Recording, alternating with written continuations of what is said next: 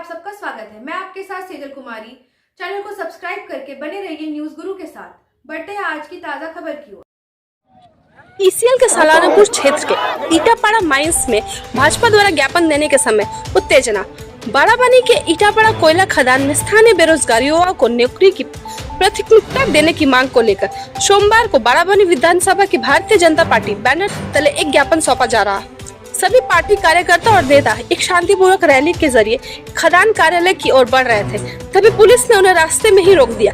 भाजपा ने आरोप लगाया कि तृणमूल कांग्रेस के गुंडों ने रास्ता रोककर खड़ी हुई पुलिस मुख्य दर्शक बनकर उन्हीं के साथ देख रही है और ज्ञापन देने से वे लोग रोक रही है, क्योंकि इस जगह पर सिटी कैंट राज चलता आ रहा। प्रदर्शन स्थल पर भारी संख्या में पुलिस बल तैनात किया गया ताकि स्थिति नियंत्रण में बनी रहे। इस घटना के संबंध में भाजपा के जिला अध्यक्ष देवतनु भट्टाचार्य ने कहा, वे लोग लोकतांत्रिक तरीके से स्थानीय लोगों को रोजगार लेकर मांग कर रहे थे, लेकिन प्रशासन ने उन्हें रोककर उनकी आवाज दबाने की कोशिश की।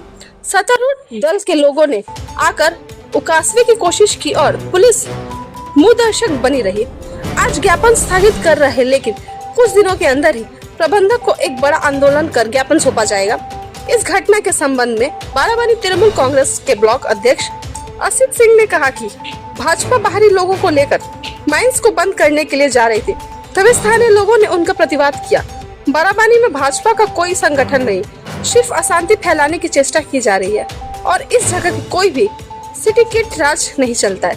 आगे के अपडेट्स के लिए बने रहिए हमारे साथ। ब्यूरो रिपोर्ट, न्यूज गुरु, आसनसोल। পদ্ধতি মেনে একটা ন্যায্য দাবি নিয়ে স্থানীয়দের কর্মসংস্থানের দাবি এবং মাইন্সে যারা কাজ করছে তাদের শ্রমিক হিসেবে তাদের ন্যায্য অধিকার আছে যেটা তার সুরক্ষার দাবিতে তাদের সেটা মেনটেন করার দাবিতে আমরা এখানে ডেপুটেশন দিতে এসেছিলাম। আগে থেকে ইনফরমেশন দিয়েছিলাম, পুলিশকে দিয়েছিলাম, অথরিটিকে দিয়েছিলাম। তা আমরা যখন এখানে এলাম দেখতে পেলাম তৃণমূলের হারমাত যারা তারা ওখানে বাঁশ লাঠি নিয়ে ওখানে দাঁড়িয়ে আছে। পুলিশ আমাদেরকে আটকালো, পুলিশ আমাদেরকে বলছে, রিকোয়েস্ট করছে আপনারা চলে যান। একটা গণতান্ত্রিক পদ্ধতিতে আমরা আন্দোলন করছি নোটিশ দিয়ে। একটা বড় পার্টি, আমরা দেশ চালাচ্ছি, আমাদের পার্টি, সেই পার্টিকে পুলিশ এখানে বলছে যে আপনারা উইথড্র করে চলে যান। তৃণমূলের দুষ্কৃতীদের সামনে গিয়ে মাথা নিচু করে কথা বলছে, মিনমিন করে কথা বলছে। পুলিশের ক্ষমতা নেই দুষ্কৃতীদের সামনে মাথা তুলে কথা বলার।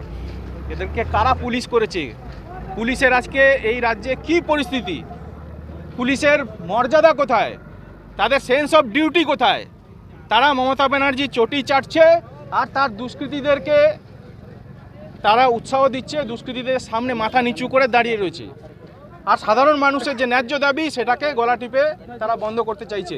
পুলিশ এই ন্যক্কারজনক ভূমিকা আমরা কোনো মতেই এটাকে টলারেট করব না। আর তৃণমূলের দুষ্কৃতীদের কোনো অধিকার নেই এখানে রাস্তা দাঁড়িয়ে আটকানোর, তাদের সামলানোর দায়িত্ব পুলিশের। আমি আজকে কর্মসূচি ঘোষণা করছি যে আগামী কয়েকদিনের মধ্যে আমরা এখানে আবার ডেপুটেশনের জন্য আসব, এই সেম কর্মসূচি করার জন্য আসব। তখন পুলিশ যদি এই দুষ্কৃতীদের সামলাতে না পারে তার সমস্ত দায়িত্ব বিজেপির কর্মীরা হাতে তুলে নেবে। আমরা আমাদের ক্ষমতা আমরা রাখি তৃণমূলের দুষ্কৃতীদের হ্যান্ডেল করার, আমরা সেদিন রাস্তাতে সেটা দেখে নেব।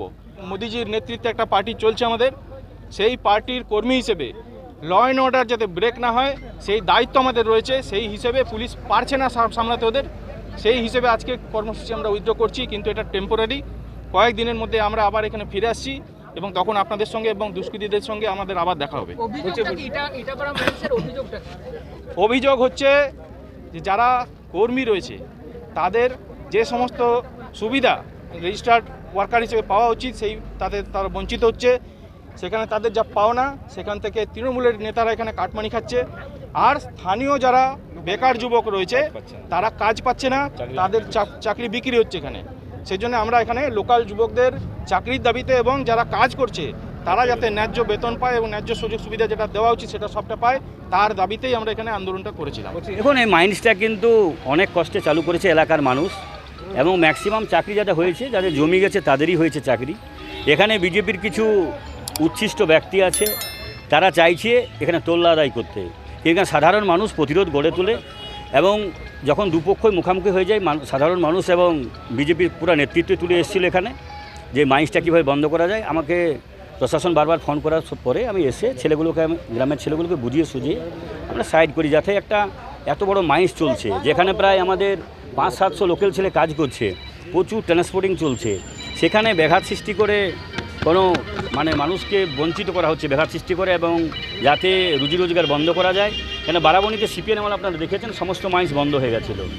এখন সিপিএম আর আমাদের কিছু উচ্ছিষ্ট মানুষ বিজেপিতে গিয়ে তারা চেষ্টা করছে একই ধাঁচে যাতে এখানে বন্ধ করা যায়, কিন্তু এখন এখানে ম্যাক্সিমাম মানুষ সচেতন, জানে, তাই মানুষ আজ প্রতিরোধ গড়ে তোলে এবং তারা ডেপুটেশন দিতে পারেনি। আপনারা দাবি করছেন যে স্থানীয়রা কাজ পাচ্ছে না।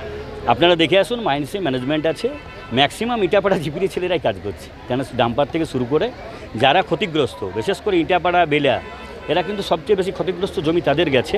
এবং তাদের আমাদের একটা নিয়ম আছে পার্টি, আমাদের এমএলএ বারবার বলে দিয়েছে, যেখানে ক্ষতিগ্রস্ত ভিলেজার্সরা আছে তাদেরই কিন্তু কাজ হবে। আর শুধু এখানে নয়, গোরান্ডি বলুন, বেগুনিয়া বলুন, এমনকি চরণপুর বলুন, টোটাল ভিজিট করে দেখে নিতে পারেন। আউটসাইডারে আমরা কিন্তু ঢুকতে দেইনি।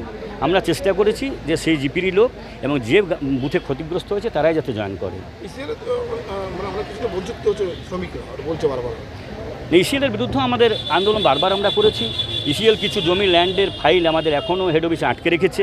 আমরা বারবার জিএমকে বলেছি এবং আমরা চেষ্টা করেছি, প্রায় 95 ফাইল এখনও আমাদের সালনপুরের হেড অফিসে পড়ে আছে, যাতে তাড়াতাড়ি জয়েন করা যায়। এবারে মনে হয় 7-8টা ছেলে জয়েন করছে 1 তারিখে। তা আমরা চেষ্টা করছি যাতে যারা জমি দিয়েছে তাদেরকে যাতে বঞ্চিত না করি ইসিএল, এবং এলাকায় ডেভেলপমেন্ট কাজ যাতে ইসিএল করে। যে কোম্পানি এসেছে, এটা তো আমাদের এখানে নয়, এটা ছত্তিশগড়ের কোম্পানি, এবং আমরা কোম্পানিকে বারবার প্রেসার দিয়েছি যাতে ডেভেলপমেন্ট কাজগুলোরা করেন। কেন এটা এমন একটা প্রজেক্ট যে ইসিএল ডেভেলপমেন্ট এটা করবে না, যারা পেয়েছে মাইন্স তারাই সব ডেভেলপমেন্ট করবে, এবং প্রাইভেট লোক তারাই নিয়োগ করেছে। এবং এখানকার লোকাল যারা আছে তারা সকলে মিলে বসে এটাকে কিন্তু ঠিক করেছে যে কাদের জমি গেছে, কাকে ক্ষতিগ্রস্ত। এখানে কোনো কিন্তু জাতপাত নেই, দেখে নেবেন প্রচুর আদিবাসী এসসি ছেলে এখানে চাকরি করছে।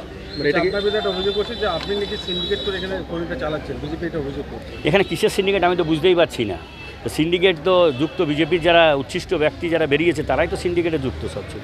এখানে কোনো সিন্ডিকেট এখন চলে না। এখানে ট্রান্সপোর্টিংও চলে, লোকাল ছেলেরাই করে। মানে যে বিজনেস চলে লোকাল ছেলেরাই এখানে করে।